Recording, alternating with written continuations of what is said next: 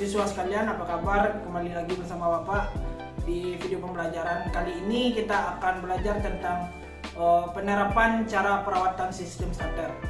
Pada materi ini kita akan mempelajari tentang 5 hal pada starter, yaitu yang pertama fungsi starter, yang kedua ada cara kerja starter, yang ketiga kita akan pelajari tentang tipe-tipe motor starter, yang keempat kita akan pelajari tentang komponen dari motor starter, dan yang kelima kita akan pelajari tentang perawatan dan cara pemeliharaan dari sistem starter tersebut. Pada materi ini akan Bapak sajikan semuanya di video ini. Silakan Anda catat jika dirasa penting, dan silakan kita berdiskusi melalui grup WA atau melalui kolom komentar pada video ini. Selamat menyaksikan, semoga Anda semua mengerti dan paham apa yang Bapak sampaikan.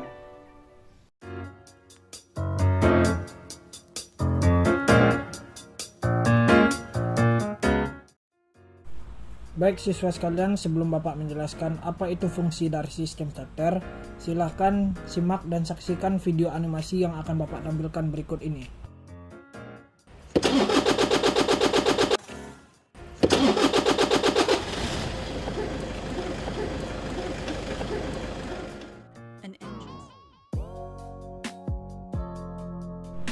Setelah menyaksikan video animasi yang Bapak tampilkan tadi, maka dapat disimpulkan bahwa fungsi dari sistem starter yaitu untuk memberikan gerakan awal pada engine atau memutarkan force and coil sehingga engine dapat hidup.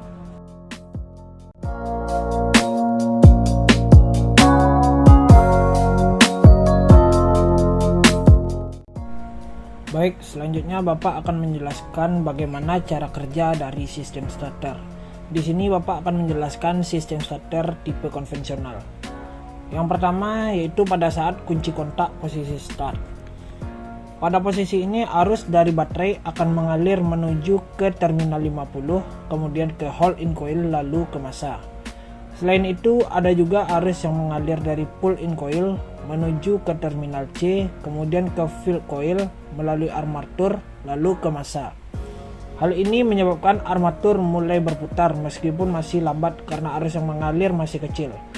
Pada saat yang bersamaan, medan magnet yang dibangkitkan oleh hole in coil dan pull in coil akan menarik plunger melawan pegas, pengembali atau return spring, yang menyebabkan pinion gear akan terdorong keluar dan berkaitan dengan flywheel.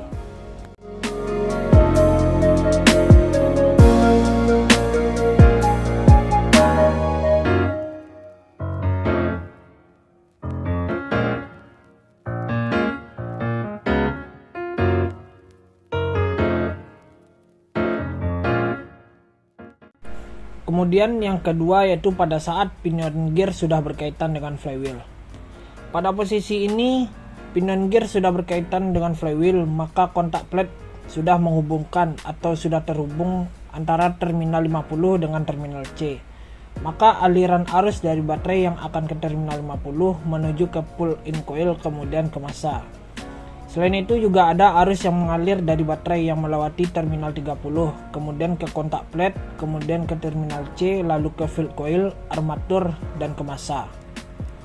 Sehingga arus yang besar akan mulai mengalir dari baterai ke armatur, yang mempengaruhi momen putar pada motor starter sehingga menjadi lebih besar untuk memutarkan flywheel. Yang ketiga yaitu pada saat kunci kontak kembali ke posisi on. Pada posisi ini arus dari baterai tidak terhubung ke terminal 50, sehingga posisi ini awalnya kontak plate masih terhubung dengan terminal 50 dan terminal C, sehingga arus dari baterai yang menuju ke terminal 50, kontak plate dan terminal C kemudian akan mengalir ke pull in coil, lalu ke hole in coil dan ke massa.